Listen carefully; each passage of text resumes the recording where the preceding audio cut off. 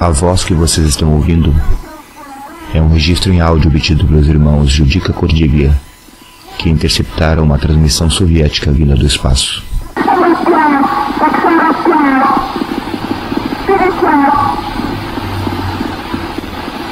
Existe a afirmação de que este registro pertence à primeira mulher cosmonauta no espaço, tentando voltar à atmosfera da Terra e queimando até a morte na reentrada.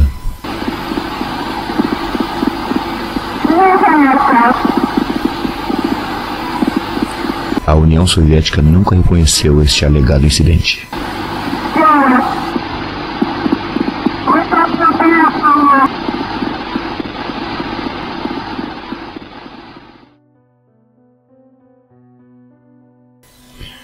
Cupinchas, tudo jóia? Eu sou o Rusmé do Coronautas.com.br e hoje eu compartilho com vocês um pouco sobre os alegados cosmonautas perdidos da União Soviética. Segue a adaptação.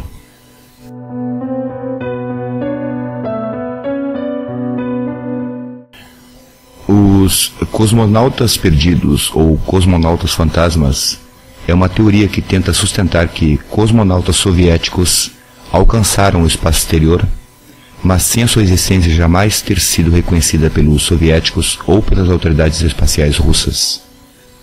Os defensores da hipótese dos cosmonautas perdidos admitem que Yuri Gagarin foi o primeiro homem a sobreviver a um voo espacial tripulado, mas alegam que a União Soviética tentou lançar 2 ou mais voos tripulados espaciais antes de Gagarin, e que no mínimo 2 cosmonautas morreram nas tentativas.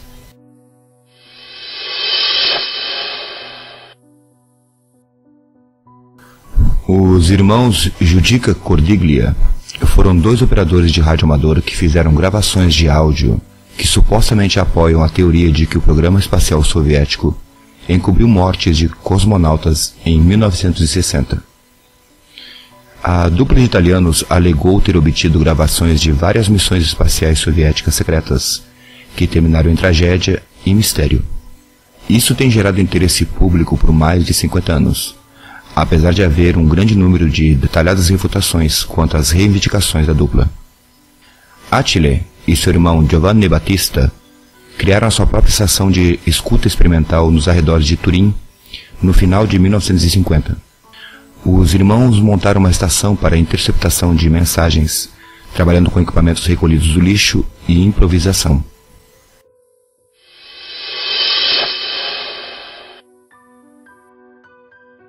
Os irmãos usaram um abrigo de guerra alemão abandonado e nomearam o lugar como Torre Bert. A dupla afirmou ter monitorado com sucesso as transmissões do programa soviético Sputnik, o primeiro satélite artificial no espaço, e o programa Explorer 1, o primeiro satélite norte-americano, usando equipamentos que teriam gravado informações de voo, telemetria, dados visuais e gravações de voz. Em se tratando de tecnologia, naquele momento da década de 50, os irmãos Judica Cordiglia estavam mais que prontos para capturar os primeiros sons humanos vindo do espaço, que teriam chegado antes do esperado.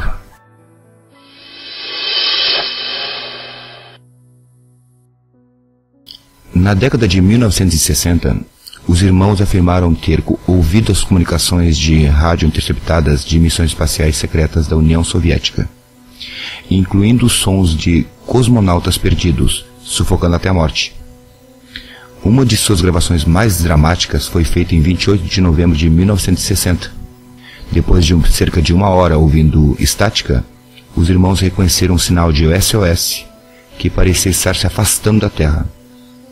O SOS teria se desvanecido no espaço longínquo. A história foi levada a sério por uma emissora de rádio suíço-italiana, e os irmãos se converteram em especialistas espaciais da rádio. Às 22 horas e 55 minutos do dia 2 de fevereiro de 1961, os irmãos foram explorar as frequências de rádios russas como de costume, quando Attila interceptou uma transmissão de uma cápsula em órbita. Eles gravaram os sons produzidos pela respiração difícil de alguém lutando para respirar, ou seja, de um cosmonauta sufocando em algum lugar na órbita da Terra. Os irmãos entraram em contato com o professor Achille Dogliotti, o cardiólogo mais importante da Itália, que disse que podia distinguir claramente os sons do esforço que fazia, a respiração ofegante de um ser humano. Coincidência ou não, 2 dias depois, a agência de imprensa soviética anunciou que o programa espacial havia enviado uma nave espacial de 7,5 toneladas do tamanho de um ônibus ao espaço em 2 de fevereiro e que havia queimado durante a reentrada.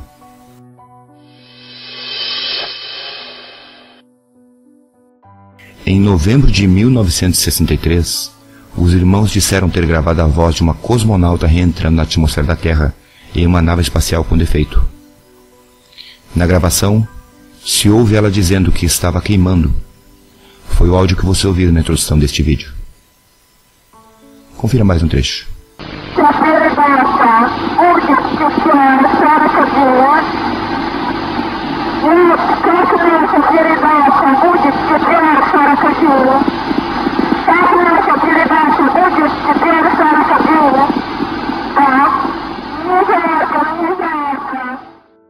Dramático, não é mesmo? Eu vou deixar a transcrição em português desse vídeo aqui, na descrição deste vídeo. Em comentários de vários fóruns, sites, blogs e até nas opiniões do YouTube, se encontra aparentemente falantes russos frisando que a voz feminina nessa gravação possui um leve sotaque italiano, o que aumenta a suspeita de ter sido uma fraude bem elaborada, sem contudo eliminar completamente a veracidade sobre este material, já que existem alegações informais de que o projeto espacial soviético não sacrificaria o seu próprio pessoal em missões espaciais suicidas. Tudo é muito inconsistente devido à falta de documentação que corrobore essa teoria, embora nunca tenha duvidado da capacidade da Torre Bert, que, ao que tudo indica, poderia sim ter interceptado as transmissões soviéticas vindas do espaço. No total, os irmãos Judica Cordiglia apresentaram 9 gravações na mídia da época, ao longo de um período de 4 anos. Os supostos detalhes foram o seguinte. Em maio de 1960, uma nave espacial tripulada relatou que estava saindo do curso. Em 20 de novembro de 1960, um leve sinal de SOS em código Morse é enviado a partir de outra nave espacial com problemas, deixando a órbita da Terra. Em fevereiro de 1961, um registro audível de um cosmonauta sufocando até morrer é obtido pela dupla. Em abril de 1961, uma cápsula é registrada orbitando a Terra 3 vezes antes de entrar na atmosfera da Terra, poucos dias antes de Yuri Gagarin fazer o seu voo histórico. Em maio de 1961, uma nave espacial em órbita faz um apelo por ajuda depois de perder o controle. Em outubro de 1961, um cosmonauta pede o controle de sua nave, que desvia indo para o espaço profundo. Em novembro de 1962, tripulantes de uma cápsula espacial calculam mal a reentrada e acabam saltando para fora da atmosfera da Terra e se perdendo no espaço. Em novembro de 1963, uma cosmonauta morre durante a reentrada, trecho já visto aqui na introdução desse vídeo. Em abril de 1964, outro cosmonauta teria sido morto quando sua cápsula queimou na atmosfera da Terra. Cabe frisar que essa lista é uma afirmação dos irmãos italianos, e não necessariamente sejam verdade. Desde os anos 1960, a análise crítica das gravações lançou dúvidas sobre a sua proveniência. Por exemplo, transcrições de áudio revelam que nenhum dos cosmonautas, que deveriam ser pilotos da Força Aérea Soviética, seguiriam protocolos de comunicação padrão, como, por exemplo, se identificarem quando falavam ou usar a terminologia técnica correta. Da mesma forma, todas as gravações contêm frases desconexas e erros gramaticais, contradizendo o fato conhecido de que o programa espacial soviético unicamente utilizava bem-educados falantes nativos russos, altamente treinados e de carreira aeronáutica.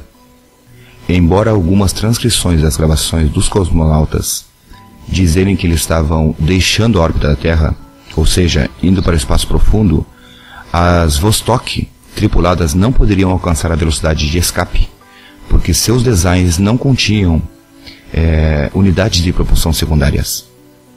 Isto era inerente ao programa Vostok, um projeto para colocar os primeiros cidadãos soviéticos unicamente em órbita abaixo da Terra e devolvê-los com segurança. As espaçonaves da época apenas alcançavam velocidades que podiam atingir a órbita da Terra, ou seja, cerca de 28.000 km por hora, sendo muito menos que a velocidade necessária para sair de órbita, que seriam 40.000 km por hora. Unidades de propulsão potentes o suficiente para deixar a órbita da Terra não começaram a surgir até os testes dos motores RD-270 em 1969, e só foi em 1974 quando os soviéticos construíram uma nave espacial capaz de chegar ao espaço aberto, com o foguete lunar N-1. Mesmo assim, dentro do tema dos cosmonautas perdidos, figura a afirmação de que outro cosmonauta, Vladimir Ilyushin, teria aterrissado fora do curso e sendo detido pelo governo chinês. O governo da União Soviética supostamente suprimiu esta informação para evitar uma má publicidade durante o auge da Guerra Fria. A evidência citada para apoiar a teoria do cosmonauta perdido não é considerada conclusiva, e na década de 1980, o jornalista americano James Oberg pesquisou catástrofes relacionadas com o espaço na União Soviética, mas não encontrou nenhuma evidência desses cosmonautas perdidos. Desde o colapso da União Soviética, no início de 1990, muitas informações antes classificadas estão agora disponíveis, inclusive sobre Valentin Bodarenko, um aspirante a cosmonauta, cuja morte durante o treinamento em terra foi encoberto pelo governo soviético. Mesmo com a disponibilidade dos arquivos soviéticos publicados e as memórias dos pioneiros espaciais russos, nenhuma prova irrefutável surgiu para apoiar as histórias dos cosmonautas perdidos. E é isso, cupinchas. Obrigado por assistirem. Abraços.